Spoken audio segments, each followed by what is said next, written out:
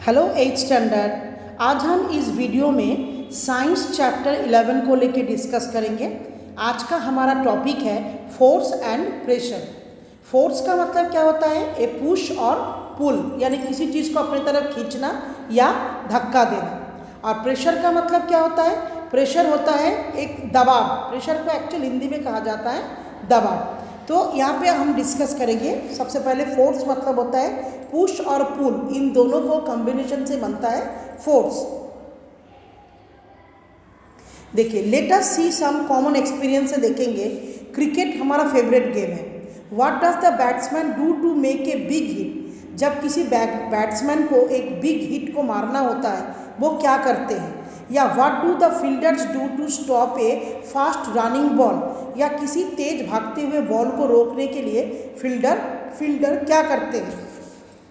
You can say a very easily to make a big hit, the batsman pushes the ball, applying a force on the ball. तो batsman क्या करते हैं? Batsman अपने bat से ball को क्या करते हैं? तेजी से मारते हैं। पुश यानी कि धक्का दे रहा है। और किस चीज़ का अप्लाई करके? अपने फोर्स, अपने ताकत को अप्लाई करके। सिमिलरली फील्डर क्या करते हैं? एक तेज भागते हुए बॉल को स्टॉप कर रहा है, रोक रहा है उसकी मोशन को, वो भी उसके लिए फोर्स की अप्लाई कर रहे हैं। तो moreover, have you not seen a hockey match? क्या आप लोगों ने कभी हॉकी मैच नहीं देखा है? What the hockey player does on the moving ball with the flick of the stick? देखो डायग्राम में, इसमें पिक्चर्स में है, हॉकी प्लेयर्स अपने स्टिक के साथ, बॉल के साथ क्या करते हैं? एक्चुअल क्या करते हैं? ही और she change the direction of the ball. Ball की जो दिशा है उसको चेंज करने की कोशिश करते हैं। ही और she change the direction of the ball pushing it with his stick, से खींचते हैं। So the above mention example clearly show that if we want to move a stationary object और to stop a moving object. तो ऊपर की example से हमें यह अच्छी तरह से पता चल गया है, अगर हमें किसी स्टेशनरी ऑब्जेक्ट को मूव करना है, या तो किसी मूविंग ऑब्जेक्ट को स्टॉप करना है, या उनके डायरेक्शन को चेंज करना है, तो इन तीनों कामों के लिए हमें क्या अप्लाई करने की जरूरत पड़ेंगे? फोर्स। तो एक्चुअल साइंस की डेफिनेशन में फोर्स क्या होता है? ए पुश और पुल ऑन एन ऑब्जेक्ट। किसी भी ऑब्जेक्ट को पुश और पुल करने का जो प्रक्रिया, उन दोनों को इकट्ठे कहा जाता है फोर्स। अच्छा, force are due to an interaction. Force जो है आपस में इंटरेक्ट कैसे करते, देखिए। Let us see common observation. Imagine a horse is standing with a cart. Will the cart move when horse is not pulling it? No, the cart will not move till the horse is not pulling it और applying force.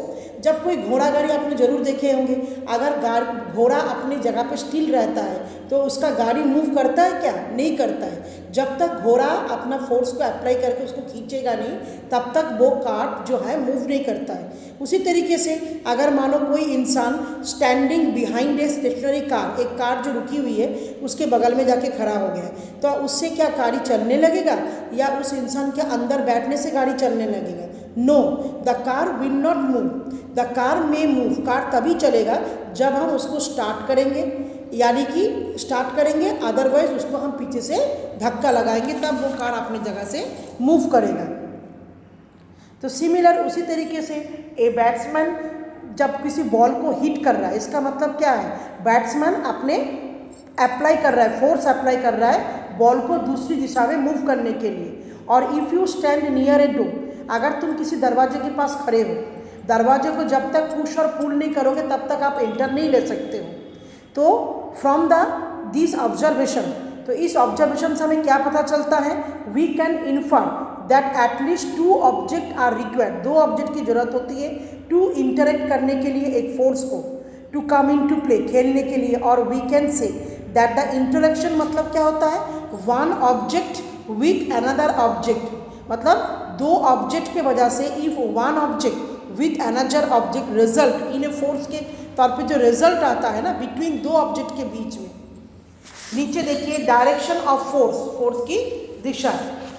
यहाँ पे example से 11.1 activities में दो example है, दोनों exam से आपको दिखाया जाएगा इफेक्ट ऑफ द डायरेक्शन। हम किस तरीके से वस्तुओं के मतलब डायरेक्शन को चेंज कर सकते हैं।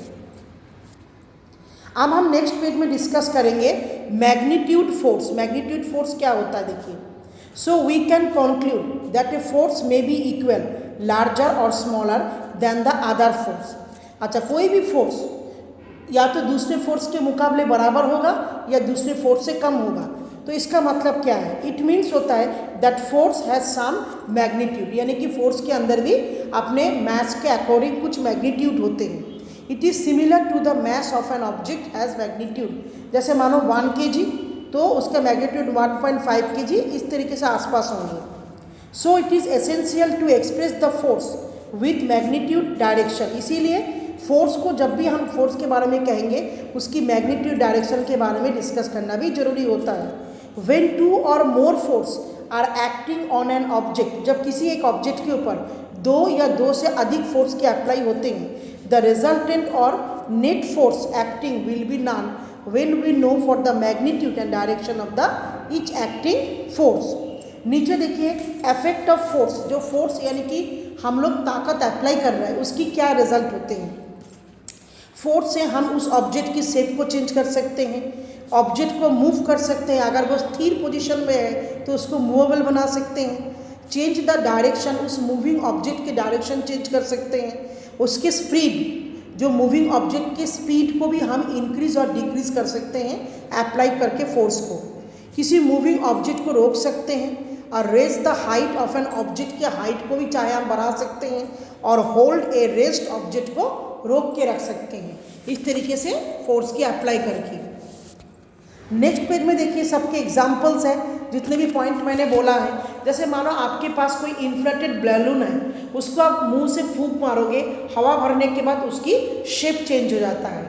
नेक्स्ट एग्जाम्पल में ए फोर्स कैन मूव, जैसे मानो एक बॉल को अगर हम टेबल के ऊपर छोड़ देते तो अपनी जगह में स्थिर रहता है। सिमिलरली जैसे हम उसको थोड़ा सा पुश करते हैं तो अपने जगह से पोजीशन को चेंज करके आगे की तरफ जाते हैं।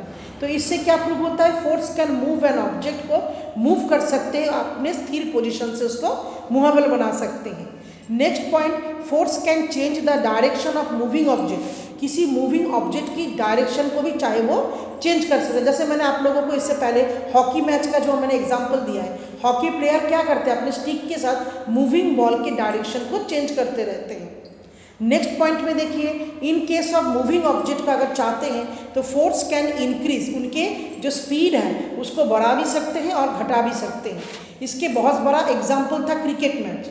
जब हम क्रिकेट मैच में देखा है, जब बैट्समैन हिट करते हैं तो direction of the ball change हो जाता है। अगर वो अपना हार्ड फोर्स अप्लाई करता है तो उसकी स्पीड भी इंक्रीज हो जाता है। उसी तरह से फील्डर जब किसी बॉल को कैच करते हैं तो इसका मतलब क्या होता है, उसकी स्पीड जो है बिकम 0 हो जाता है। अगर वो चाहे, इफ़ और she is not able to catch it, अगर वो कैच वो मिस कर जाता है तो उसकी स्पीड जो है बॉल का वो भी धीरे धीरे डिक्रीज होने लगते हैं। नेक्स्ट पॉइंट में देखिए, a force can raise the height of an object. जब हम जैसे मानो रेलवे में, ट्रेन में आप सफ़र कर रहे हो, अपने लागेज को उठा के आपको ऊपर बंक में शिफ्ट करना है, तो यहाँ पे क्या हो रहा है, ये फोर्स को अप्लाई करके हम ऑब्जेक्ट के हाइट को रेज कर रहे हैं। तो फॉर पुटिंग द लागेज या जो we lift it applying force. Similarly in rural areas women lift in pitcher, जो गांव के लेडीज है मटका भर के पानी लेके आते हैं, वो क्या करते हैं, वो भी जो है पिचर्स को पोजीशन को चेंज कर रहा है, उसको रेज कर रहे हैं। अब हम पहुंचेंगे नेक्स्ट पेज में, जहाँ पे हम डिस्कस करेंगे टाइप्स ऑफ फोर्स। फोर्स 2 तरह के होते हैं। कुछ फोर्स अप्लाई होने के लिए ऑब्जेक्टों को एक दूसरे के साथ कांटेक्ट होना बहुत ज़रूरी होता है, और कुछ फोर्स अप्लाइंग के लिए कांटेक्ट की कोई ज़रूरत नहीं पड़ते हैं। तो सबसे पहले आज का हमारा टॉपिक रहेगा कांटेक्ट फोर्स। ये वो फोर्स होते हैं दैट कैन एक्ट। ये फोर्स तभी एक्ट हो पाता है जब ऑब्जेक्ट एक दूसरे के कांटेक्ट में आते हैं।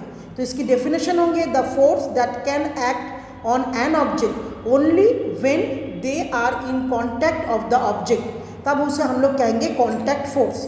जैसे कांटेक्ट फोर्स के एग्जाम्पल में आता है मस्क्यूलर फोर्स, और दूसरा होता है फ्रिक्शनल फोर्स। मस्क्यूलर फोर्स मतलब मस्क्यूलर नाम से पता चल रहा है आपको, एक ऐसी फोर्स जो मांसपेशियों से आ रहा है। तो the force caused by the action by of muscles, इसको हम लोग क्या कहते हैं, मस्क्यूलर फोर्स होता है। देखिए वी यूज़ मस्कुलर फोर्स का इस्तेमाल करते हैं पर परफॉर्मिंग आवर डेली एक्टिविटीज़ में। जब भी हम कुछ लिख रहे हैं, खा रहे हैं, खाना बनाना, मूविंग करना, रनिंग, ये सब मस्कुलर फोर्स। यहाँ तक कि हमारे बॉडी की बहुत सारी इंटरनल एक्टिविटीज़ भी होता है, वो भी मस्कुलर फोर्स होता है। जैसे कि ब्लड सर्कुलेशन, हमारे बॉडी में जो ब्लड सर्कुलेट होते हैं एंड जो रेस्पिरेशन होते हैं take place in our body due to, ये भी मस्कुलर एक्शन की वजह से ही होते हैं। Blood circulation take place due to muscular expansion की वजह से एंड कॉन्ट्रैक्शन ऑफ हार्ट के कॉन्ट्रैक्शन की वजह से। अच्छा, रेस्पिरेशन भी होता है, वही लंग्स के अंदर जो मांसपेशी होते हैं उसकी एक्सपेंड और कॉन्ट्रैक्ट की वजह से। Animal also make the use of muscular force का इस्तेमाल करते हैं एनिमल भी, जो सामानों को कैरी आउट करते हैं, गाड़ी चलाते हैं, जैसे तुम्हारा हो गया बुल, एलिफेंट, हॉर्स, डोंकी, जिनको खेती के लिए और हेवी सामान को एक जगह से दूसरी जगह पे मूव करने के लिए इस्तेमाल किया जाता है। तो to apply the muscular force they should be in the direct contact of the object. Muscular force में आप देखोगे जिस चीज़ के ऊपर हम लोग फोर्स अप्लाई कर रहा है उस ऑब्जेक्ट के साथ और फोर्स जहाँ से सोर्स हो रहा है उन दोनों का कांटेक्ट होता है, मतलब बगैर कांटेक्ट के ये फोर्स अप्लाई नहीं हो सकता है। तो to apply the muscular force they should be in direct contact of the object on which it is to be applied. For example for writing और cycling, for cutting etcetera are muscles should be in direct contact of pen, pedal of cycles, cutter etcetera. Next discuss करेंगे frictional force. Frictional force consider the following observation. आप नीचे देखो कुछ observations के examples हैं। A bicycle comes to rest when you stop pedalling. Cycle चलाते हुए अगर हम पैडलिंग करना बंद कर देते हैं तो साइकिल की मूवमेंट में धीरे धीरे आके स्टॉप हो जाते हैं। A ball rolling along the ground, अगर कोई बॉल ग्राउंड के ऊपर से उछलते हुए जाते हैं थोड़ी देर बाद उसकी स्पीड डिक्रीज हो जाता है और वो भी एक जगह पे स्टॉप हो जाते हैं। ए स्कूटर और car comes to rest once it engine is switch off. अगर हम स्कूटर बाइक चलते हुए पोजीशन में उसकी स्विच ऑफ कर देते तो उसकी पोजीशन रुक जाते हैं। In all this situation no force appear to be acting on the, इनमें कोई भी force acting on the object के ऊपर अप्लाई नहीं हुआ है, yet their speed gradually decrease हुआ है। तो द फोर्स रिस्पॉन्सिबल होता है for changing the state of motion of object in all this example is the force of friction. जिस फोर्स को अप्लाई करके हम किसी मूवेबल वस्तु के, मतलब चेंजिंग द स्टेट ऑफ उसकी मोशन को चेंज कर सकते उस ऑब्जेक्ट को, उसे कहा जाता है फोर्स ऑफ फ्रिक्शन या frictional force. The force of friction act होता है जब वन सरफेस मूव होता है दूसरे सरफेस के ऊपर से। तो force of friction between the surface of ball and surface of ground act and it oppose the motion of ball and ball comes to stop. जब हमने बोला था आपको ग्राउंड के ऊपर से जो एक बॉल मानो मतलब उसके ऊपर गिरा हुआ है तो उसमें बॉल की सरफेस और ग्राउंड का सरफेस एक्ट कर रहा है और धीरे धीरे उसकी motion it oppose the motion को अपोज भी कर रहा है, जो बॉल धीरे धीरे अपने स्पीड को डिक्रीज करते हुए रुक जाए। अब हम डिस्कस करेंगे नॉन कॉन्टैक्ट फोर्स किसको कहा जाता है। देखिए द फोर्स नाम से पता चल रहा है आपको, जहाँ पे दो ऑब्जेक्ट का कांटेक्ट नहीं होता है उसे कहा जाता है non contact force. Non contact force के एग्जाम्पल में आता है magnetic force, gravitational force and electrostatic force. सबसे पहले देखेंगे मैग्नेटिक फोर्स में क्या होता है। मैग्नेट एक्चुअल अगर देखा जाता है only exact a force on iron, iron के ऊपर एक फोर्स वो प्रयोग करते हैं, but also exact a force on other magnet, दूसरे मैग्नेट के ऊपर भी एक फोर्स वो एग्जॉर्ट करते हैं। यह हमने क्लास 6 क्लास में ही पढ़ा है। इसी वजह से अगर दोनों मैग्नेट को अगर हम आमने सामने ले आते हैं तो ऑपोजिट मैग्नेट के पोल अगर ऑपोजिट होता है तो एक दूसरे को अट्रैक्ट करता है और मैग्नेट पोल अगर सेम होता है तो एक दूसरे को रिपेल करते हैं। तो उससे क्या पता चला हमें, a magnet can exact force apply करता है ऑन आयरन के ऊपर और अदर मैग्नेट के ऊपर without being in contact with, मतलब बिना कांटेक्ट के ही इनका असर शुरू हो जाता है। So the force exerted by a magnet और मैग्नेटिक फोर्स उसे हम लोग कहते हैं और उसको नॉन कांटेक्ट फोर्स भी कहा जाता है। नेक्स्ट डिस्कस करेंगे, देखिए gravitational force. It is a common experience that if you release a coin और स्टोन विदाउट पुशिंग, जब भी हमारे हाथ से कोई पत्थर गिर जाता है या कोई सिक्का गिर जाता है, हम उसको जानबूझ के पुश नहीं कर रहे हैं, अचानक से भी गिर जाता है हाइट से, it move downward toward the earth, ये हमेशा नीचे की तरफ ही जाते हैं। From rest in undergoes A motion, जब वो नीचे की तरफ गिरते हैं तो उस वस्तु के अंदर कोई मोशन नहीं होता है। It means some force act on, इसका मतलब जैसे लग रहा है कोई ताकत उसके ऊपर काम कर रहा है और जो उसको नीचे की तरफ खींच रहा है। व्हाट इज दिस फोर्स, ये कौन सा फोर्स होता है? द फोर्स, जो ताकत पुल्स द ऑब्जेक्ट को नीचे की तरफ खींच रहा है टूवर्ड्स द अर्थ, उसे हम लोग क्या कहते हैं? फोर्स ऑफ ग्रेविटी और gravitational force. As soon as you open the tap, जैसे हम नल खोलते हैं वाटर ड्रॉप्स टू द, जमीन के ऊपर पानी गिरने लगते हैं। It is due to gravitational force of earth, not earth but coin और stone also pulls the earth. लेकिन पत्थर और स्टोन जो मैंने गिराया है, ये नल खोलने से जो पानी नीचे की तरफ गिर रहा है, ये कोई ग्रेविटेशनल फोर्स नहीं होता है, बट सिक्का और जो पत्थर मैंने बोला नीचे की तरफ गिर रहा है, वो एक ग्रेविटेशनल फोर्स होते हैं। तो force of gravitation act on all object, not all the times. Gravitational force does not require any contact, gravitational force को भी अप्लाई होने के लिए दो ऑब्जेक्टों के बीच में कॉन्टैक्ट होना कोई ज़रूरी नहीं होता है। नेक्स्ट डिस्कस करेंगे इलेक्ट्रोस्टैटिक फोर्स, लेकिन इलेक्ट्रोस्टैटिक फोर्स को डिस्कस करने से पहले हम छोटा सा एक एक्टिविटी में पहुंचेंगे। एक्टिविटी 11.3 आप घर में भी करके देख सकते हो। उसके लिए आपको क्या ज़रूरत होता है? देखो, to study the properties of the charge bodies method, rub a plastic comb, एक कंघी को रब करो थ्रू योर ड्राई हेयर से फॉर सम टाइम, कुछ समय बाद या तुरंत ही ब्रिंग द कॉम को लेके आओ कुछ पेपर के टुकड़ों के पास। क्या दिखाई देगा? The bits of paper are attract हो रहा है टूवर्ड द कॉम से। वाई? क्यों? Because comb get electrostatic charge, क्योंकि कुछ देर तक उसको सूखे बालों से रब करने से उसके अंदर एक तरह का फोर्स मतलब प्रोड्यूस हुआ है, जिसे कहा जाता है इलेक्ट्रोस्टैटिक चार्ज। और इट एग्जैक्ट, उसमें से एक फोर्स निकल रहा है on the other charge object के ऊपर और अनचार्ज बॉडी के ऊपर। The force exact the charge body को एग्जैक्ट कर रहा है अपने तरफ, उसे कहा जाता है इलेक्ट्रोस्टैटिक फोर्स। अच्छा, मोर ऑन नो जो पॉइंट है उसमें थोड़ा सा डिस्कस करेंगे।